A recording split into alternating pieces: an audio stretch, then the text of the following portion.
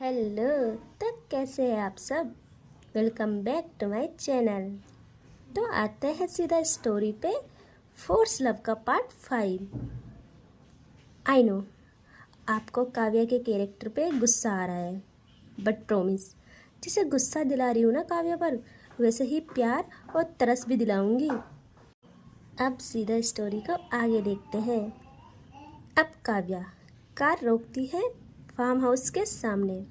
जैसे ही ये लोग कार से निकलते हैं, काव्या रिया का हाथ पकड़ती है और उसको अंदर ले जाती है। कुछ टाइम बाद ये हॉल तक ही पहुंचते हैं। काव्या काव्या कहती है, सुनो रिया। रिया कहती है, हाँ बोलो। तो काव्या कहती है, तुम तैयार हो ना? रिया कहती है, किस लिए? काव्या कहती है, देखो आई नो मैं तुमको परेशान करती हूँ, लेकिन तुम जब सामने से तैयार होती हो मैं तभी तुम्हारे साथ कुछ करती हूँ।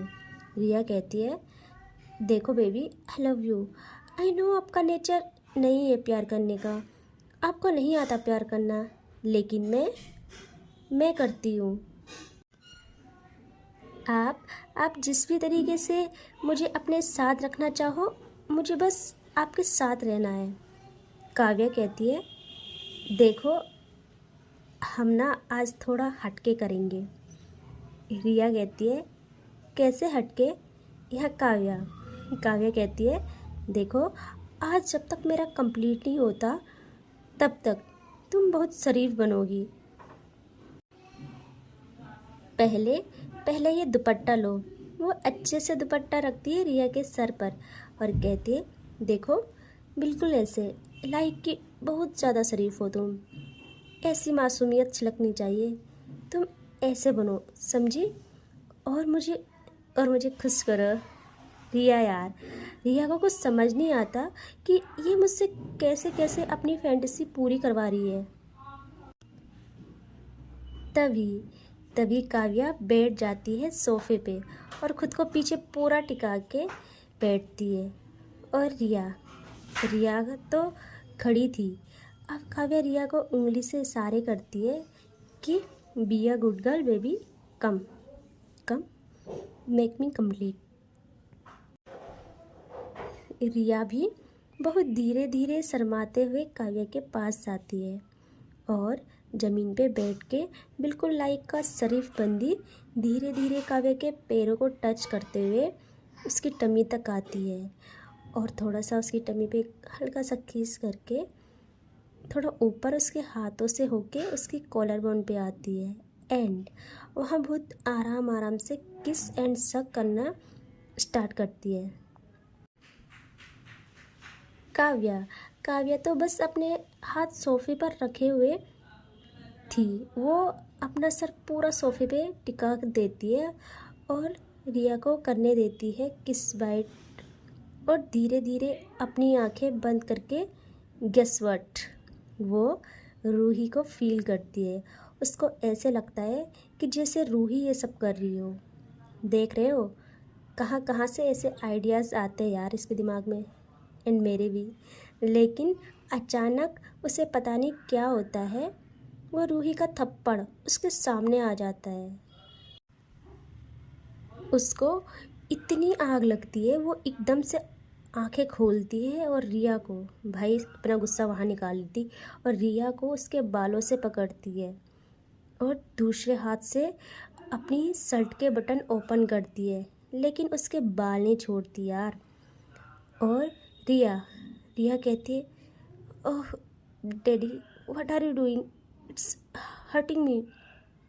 तो काव्या कहती है, come on be my bitch baby, let me be your bad daddy. And आप समझ सकते हो उसके बाद क्या होता है। यार अच्छे से एक्सप्लेन मैं इन कपल का करूँगी, ठीक है?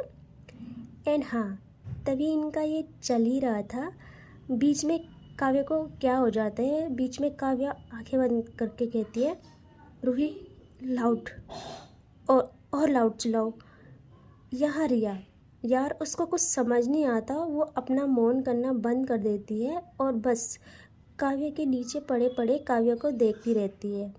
काव्या देखती है कि कुछ रिस्पॉन्स नहीं आ रहा। वो रिया के फेस पे देखती है और कहती है क्या हुआ? हाँ रिया कहती है उतरो यहाँ से। काव्या कहती है हुआ क्या? देखो गुस्सा मत दिलाओ, तुम जानती हो अगर मुझे गुस्सा आ गया तो तो रिया कहती है तुमको जो भी आए मेरे ऊपर से उतरो। काव्या यार कहाँ किसी की सहन कर पाती। वो रिया को नेक पर अपना हाथ रखती है और वहाँ से पकड़ लेती है। वैसे ही उसे एक झटका देती है, समझ रहे हो, जिससे रिया कहती है आउच।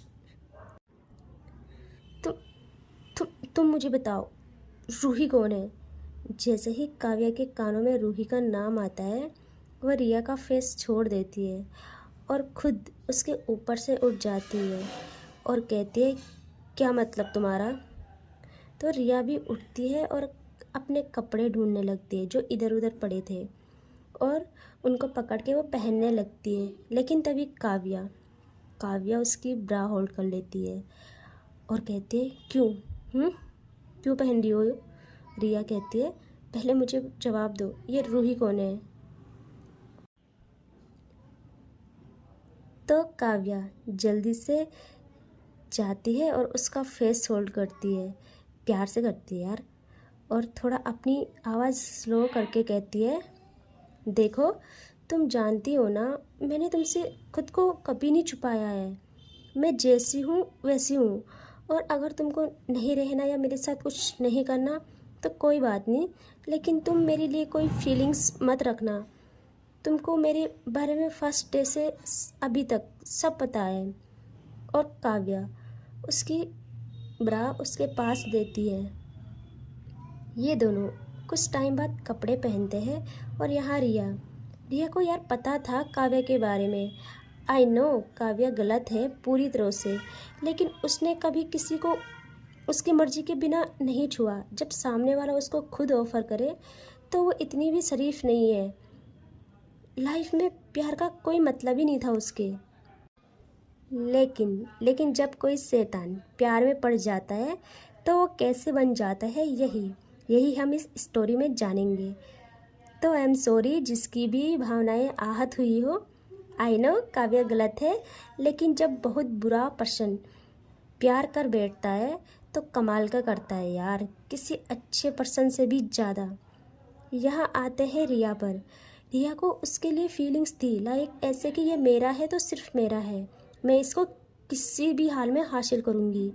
जबकि उसको पता था कि काव्या ना प्यार करती है ना ही एक लड़की पर टिकी रहती है। फिर कुछ टाइम बाद सब नॉर्मल हो जाता है। रिया कहती है चलो ना मूड फ्रेश करते हैं, कहीं चलते हैं। तो काव्या उसे अपने फार्म हाउस पे हॉर्स राइडिंग के लिए ले जाती है और ये लोग बहुत मस्ती करते हैं, बहुत मस्ती। एंड उसके बाद ये लोग चले जाते हैं लॉन्ग ड्राइव पर। तो काव्या भी मतलब मान जाती है उसका कहा। ये बहुत मस्ती करते हैं, ये लोग बहुत खुश होते हैं और कहीं घूमने निकल जाते हैं, बहुत मस्ती करते हैं और रात को पार्टी, जिस वजह से काव्या ना उठ नहीं पाती यार। सुबह वो दोपहर को 1 बजे उठती है सीधा, और जैसे ही वो टाइम देखती है कहती है वो सीट इतना बच गया। वो कहती है जी छोड़ो कौन जाएगा कॉलेज।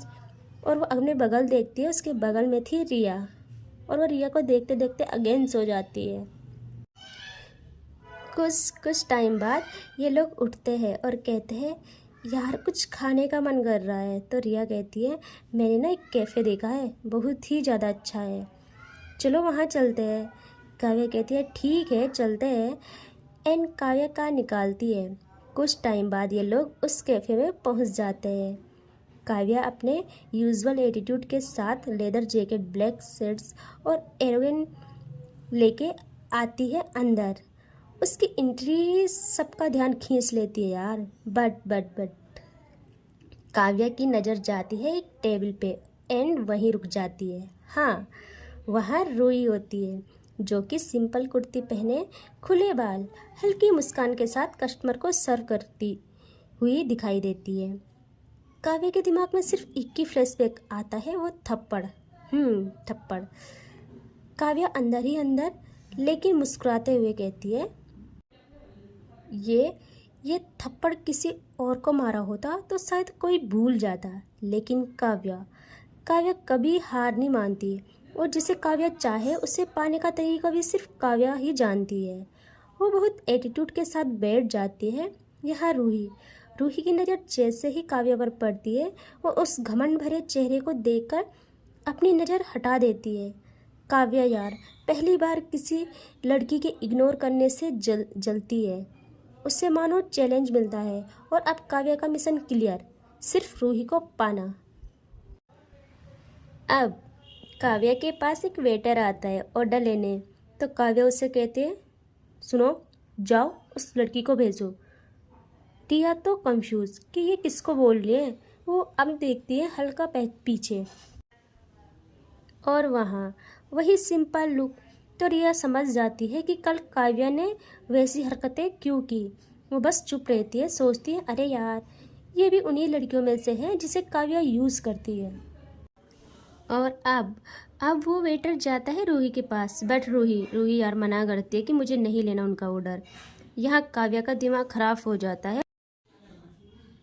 काव्या जोर से चिल्ला के कहती है, मैनेजर कौन है यहाँ का? सब लोग बस काव्या को देखते हैं। काव्या अगेन कहती है, मैंने कहा मैनेजर कौन है?